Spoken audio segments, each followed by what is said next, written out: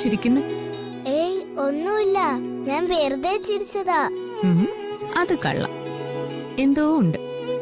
പറ, എന്താ ഇപ്പൊ ആലോചിച്ചേ? ദേ, അമ്മമാരോട് കള്ളം പറയാൻ പാടില്ലെന്നാ. പറ, മോൾ എന്തിനാ ഇപ്പൊ ചിരിച്ചേ? ഞാൻ പറയട്ടെ?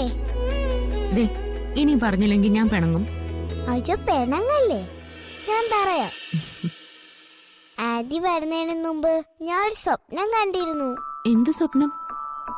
ആ സ്വപ്നത്തിൽ ഒരു പ്രേതം എന്നെ ഓടിച്ചു. എന്നിട്ട്? ഞാൻ പേടിച്ചോടി.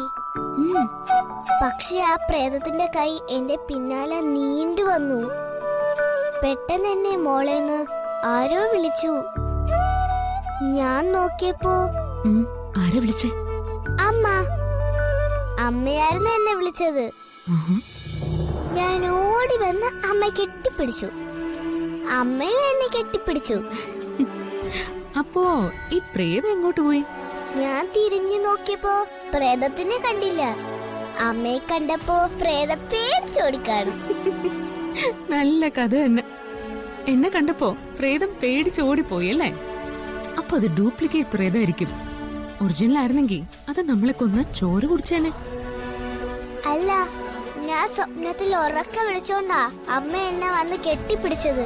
ആ വിളി കേട്ടപ്പോഴാ പ്രേതം ഓടിപ്പോയത്. സ്വപ്നത്തിൽ എന്താ വിളിച്ചത്? അമ്മയെന്ന്.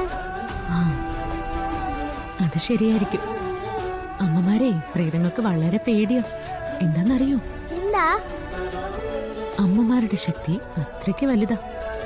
സ്വന്തം മക്കൾക്ക് വേണ്ടി അമ്മമാര് ചിലപ്പോ ഭദ്രകാളിയായിട്ട് വരെ മാറും.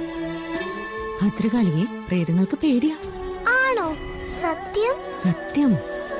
എന്നാ പിന്നെ ഞാൻ ഒരു കാര്യം ചോദിക്കട്ടെ? ചോദിക്കും.